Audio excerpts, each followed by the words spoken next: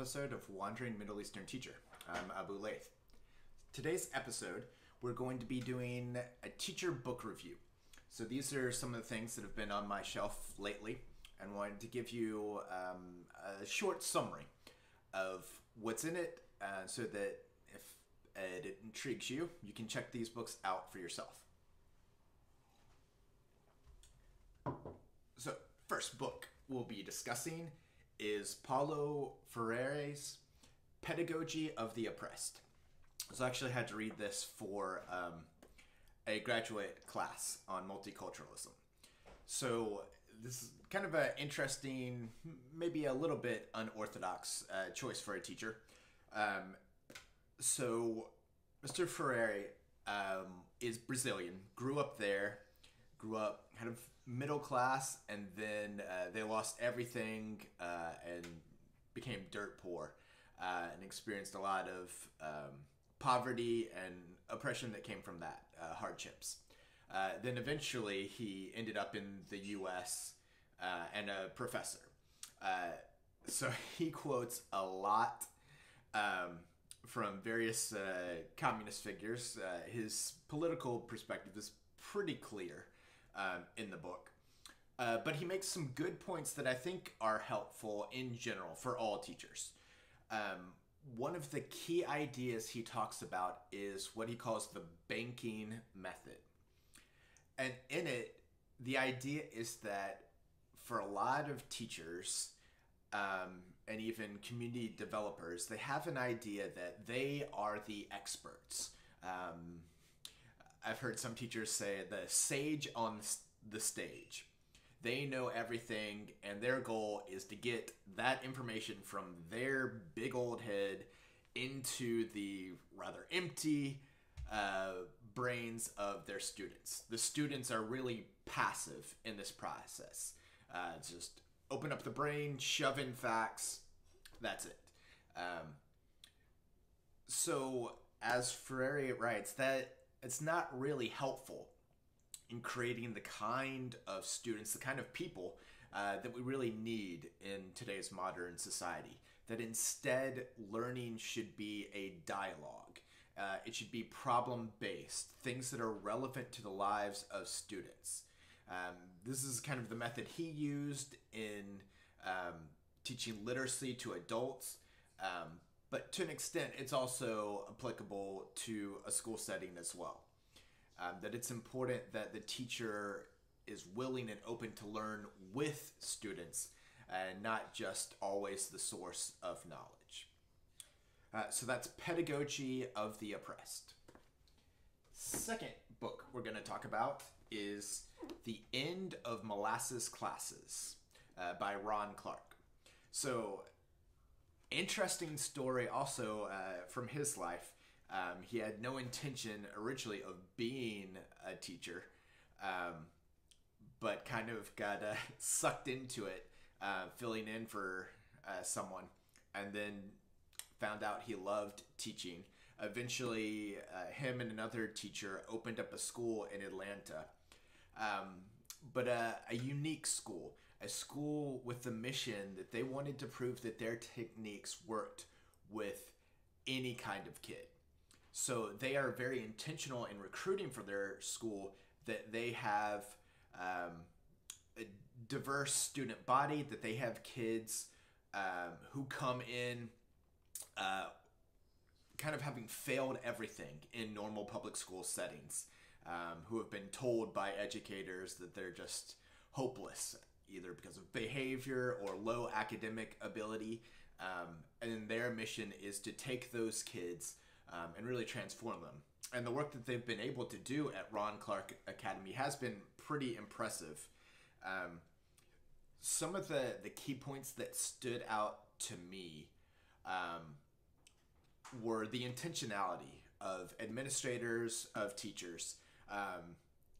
Being a teacher at his school is definitely not for the faint of heart.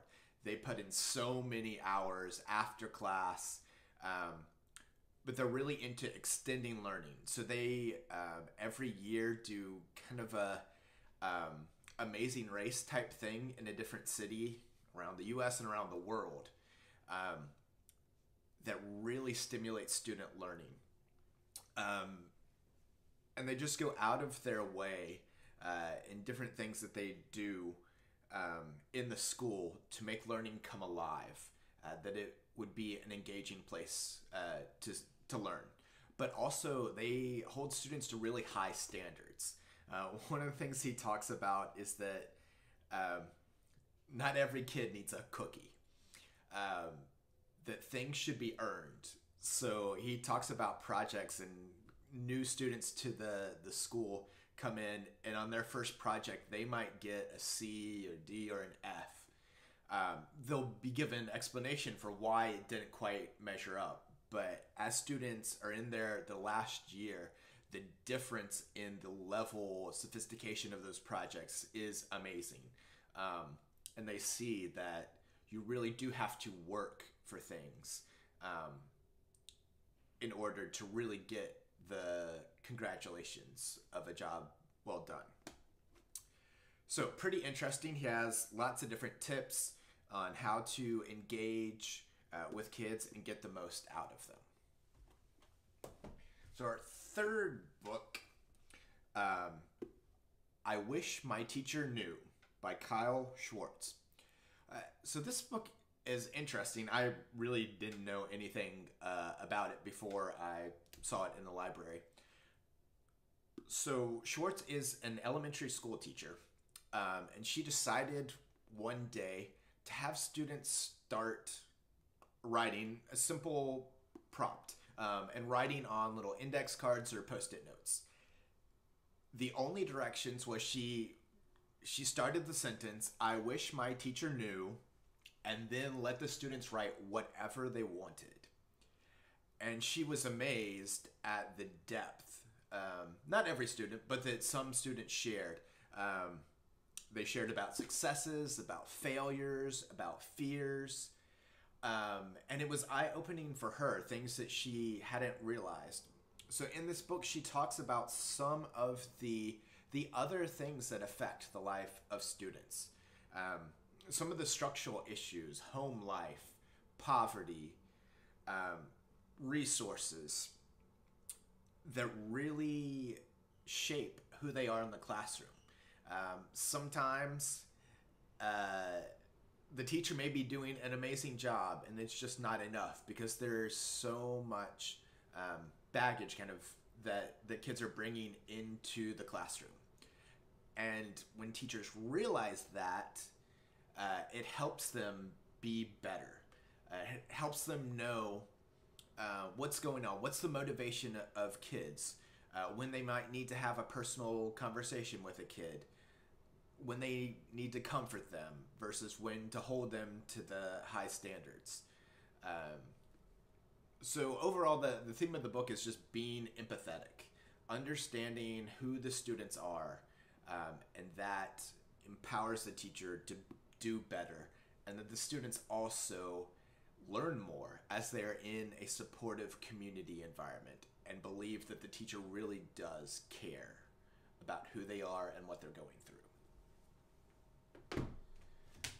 Last book is a little bit more of an academic one than the others. It's called The Knowledge Gap by Natalie Waxler. So she starts with an interesting idea. In education, there continues to be this sort of insurmountable gap.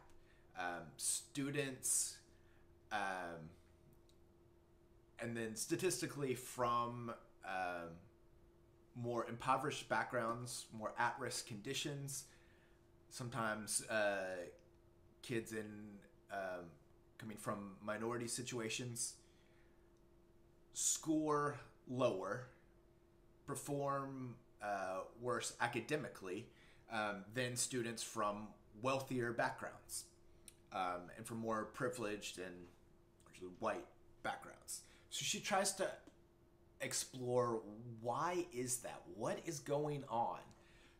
Because this has been a topic that educators have been aware of for decades now. And there have been lots of programs trying to fill in that gap. these, in essence, are the ideas behind No Child Left Behind and Race to the Top. To make sure every student, regardless of economic condition, regardless of race, gender, every student is learning and has an opportunity.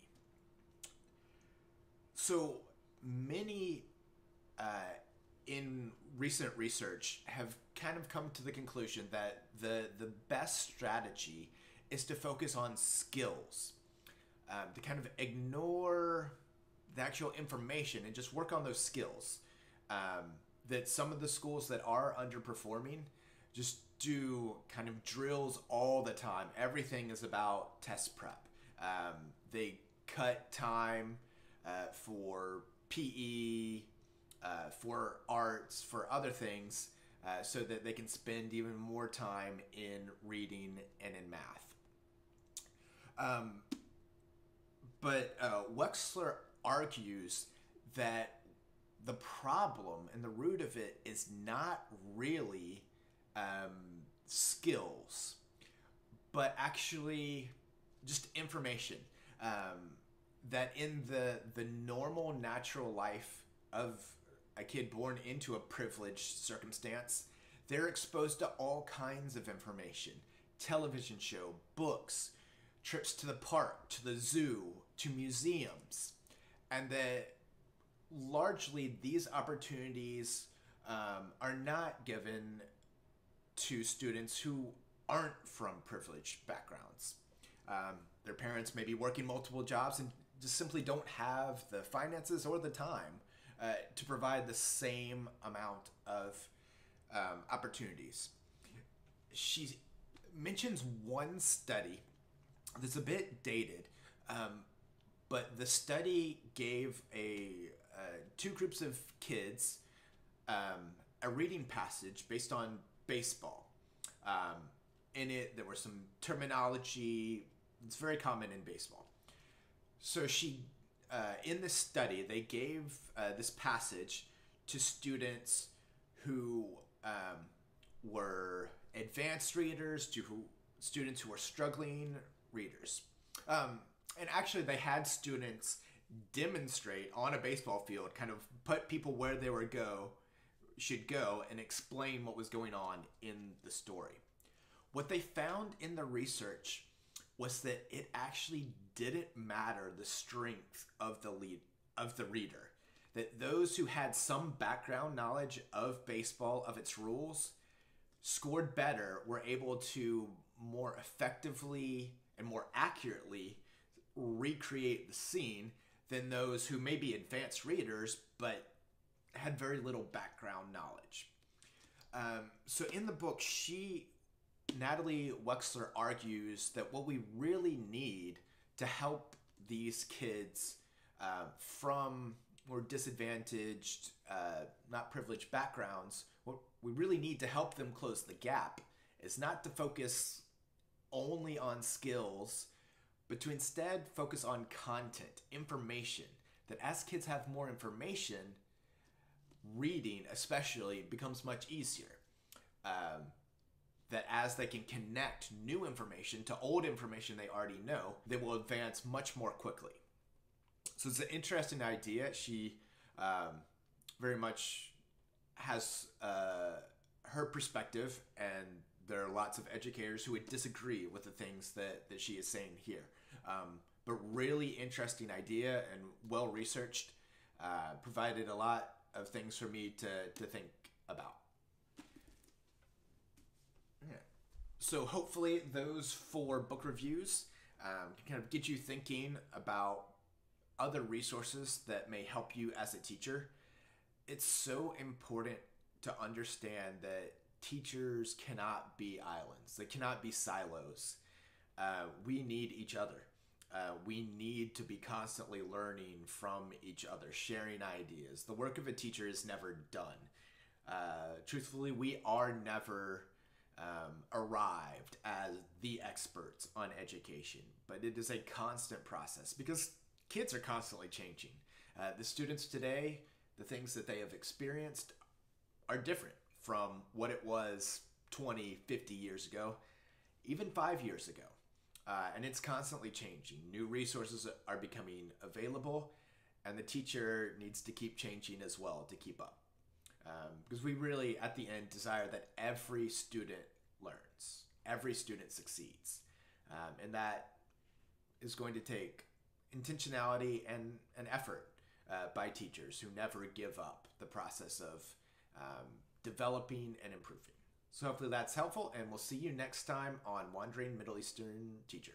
Bye.